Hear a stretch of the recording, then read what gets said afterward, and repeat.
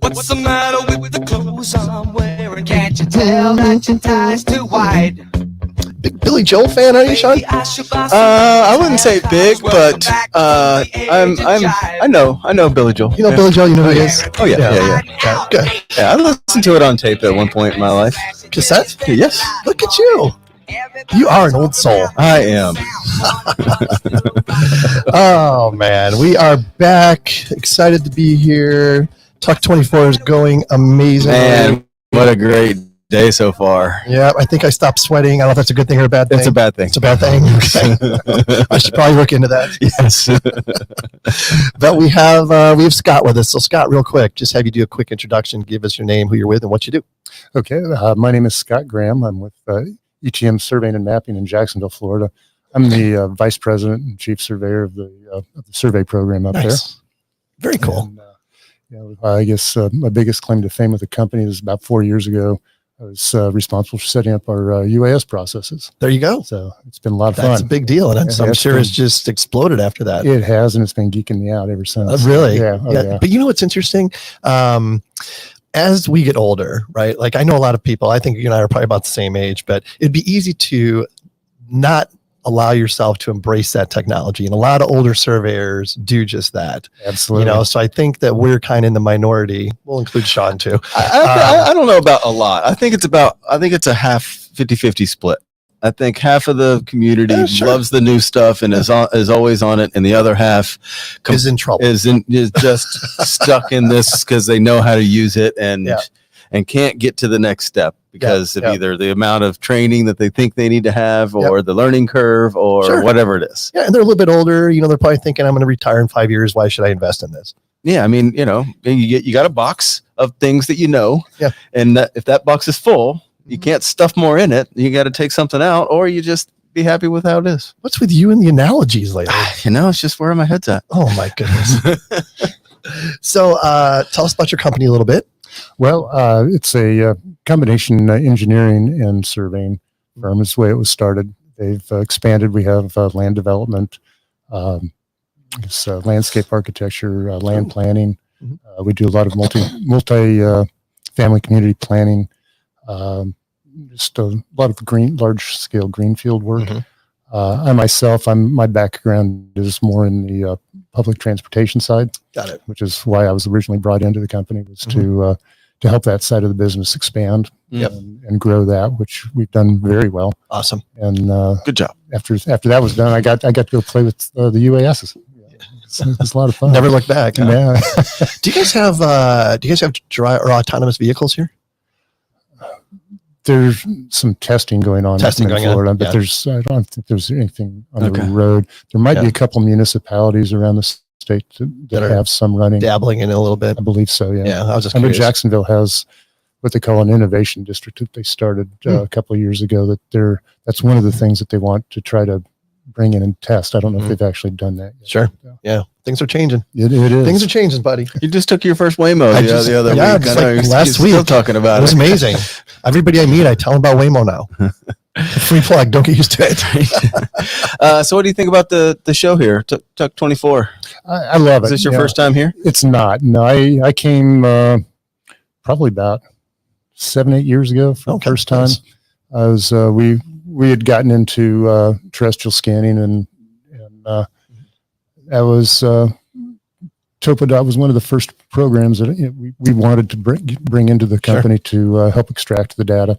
I'd had experience in other companies doing LiDAR work, and they knew my nightmares of some of the old software just wasn't doing well, and Topodot came on the scene, and so once we started using it, and they were great on customer service and training, and so we've brought people here every year since. Wow, that's amazing. The one thing I'm sorry. No, I was just saying we always bring like 2 or 3 technicians every year to just keep them up to date with what's going on. And actually, we bring new people every so often as well. So that's awesome.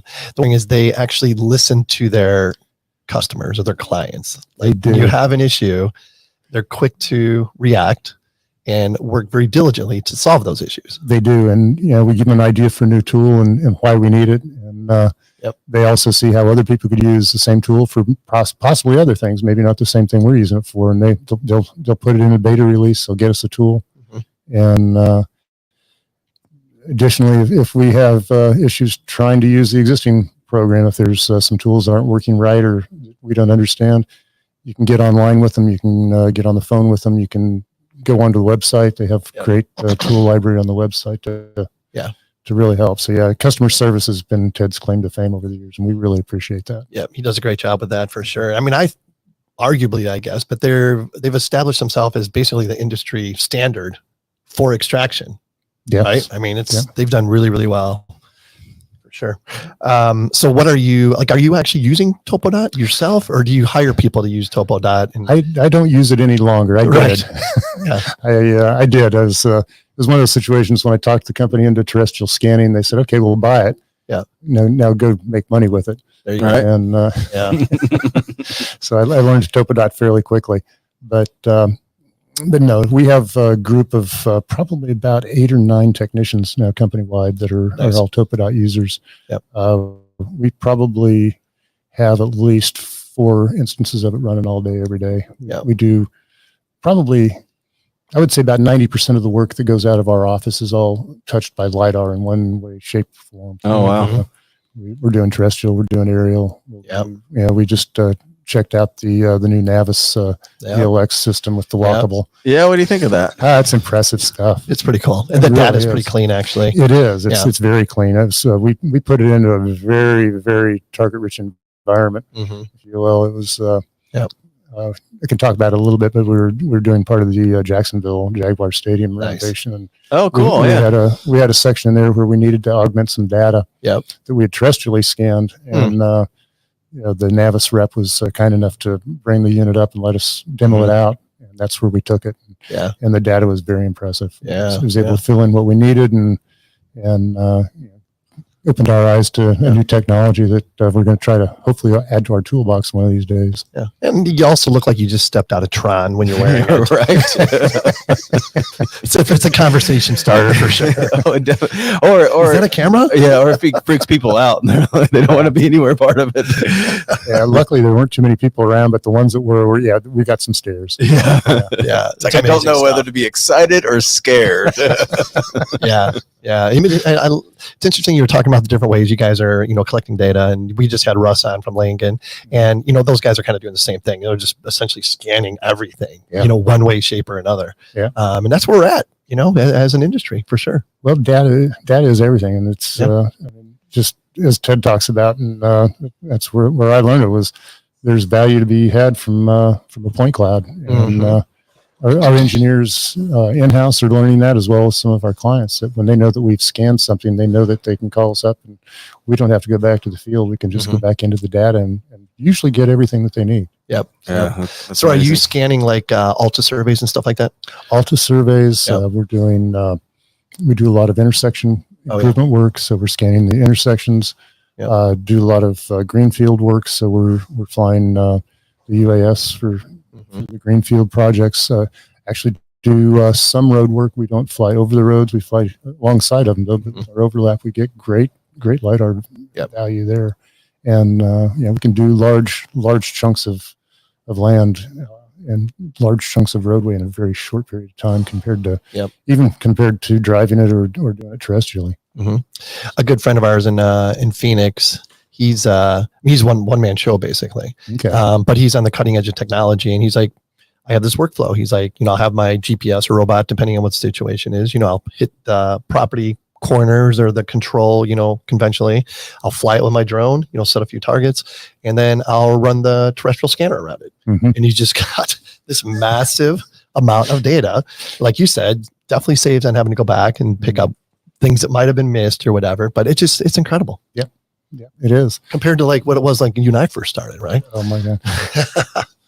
The first chain I pulled was a 300-foot chain with about a 10-pound plumb bob. Yeah. It was not pretty. That was my first experience too, is working on a 3-person survey crew in Southern Illinois, just kind of traversing through all like US Forest Service work and stuff like that, pulling chain and holding the dummy end of the tape. That's kind of what I do on this podcast. How long you been in this industry? Oh, let's see. Pretty much. In the surveying industry, about 39 years now. So you took the traditional route of how did you first get in? How did you first start? I started just by knowing a surveyor. Okay. And I'd been interested in it. I'd grown up with knowing a few surveyors. And it was actually kind of hard to get into because in Colorado, where I was from, the big show there was the BLM. Yep. And they wouldn't accept you without a degree. And there were no 4-year degree programs in Colorado for surveying. So I was kind of stuck. Yeah. But I did go to college a little bit, but found I always kind of gravitated back to surveying. Yeah. And that's where I finally ended up.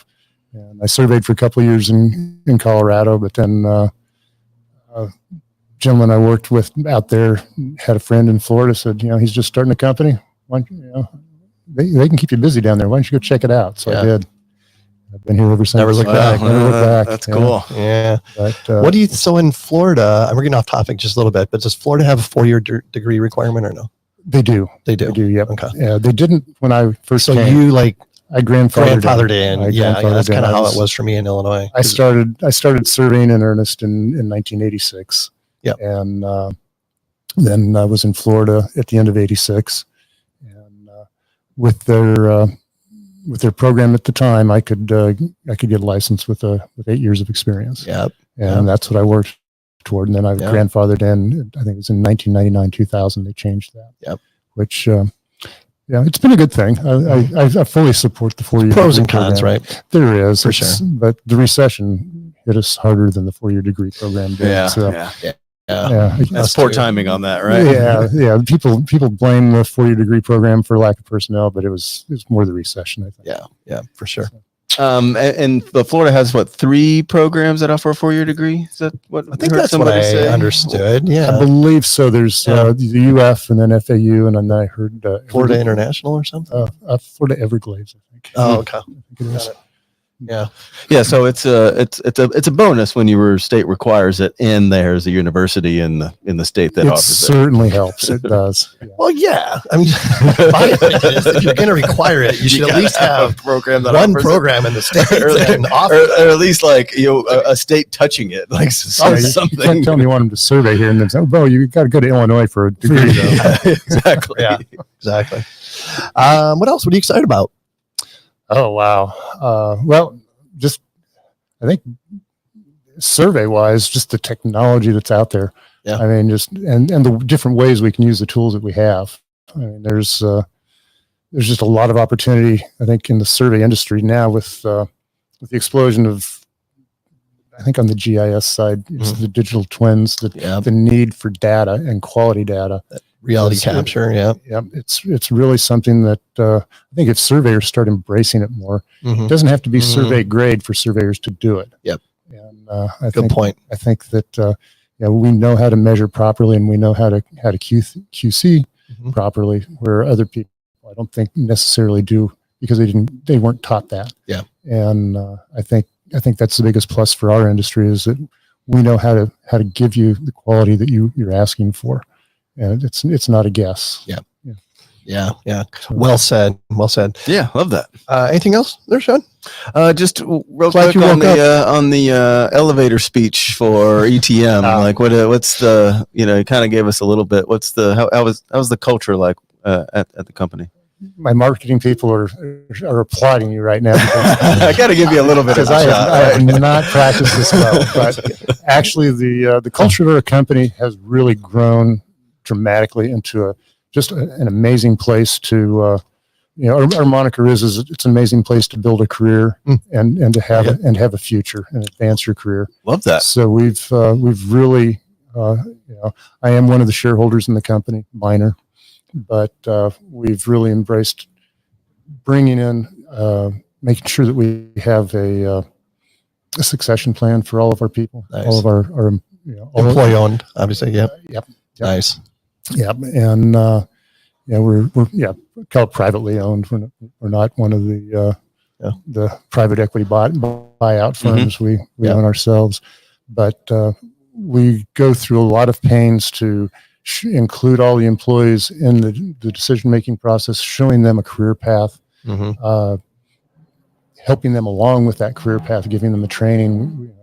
One of the things that I've pushed for over the years, and it's really come into fruition, is all the training that we do. And so, that's why we're bringing people here and why I'm here. But there's, we go to other training conferences, and there's quite a few offered around the state, as well as with other software vendors. So we can, there's a lot of opportunity there. I think my biggest complaint with surveying as I came through the ranks with it was that, I bought a copy of AutoCAD in, 1997 and we're still using it.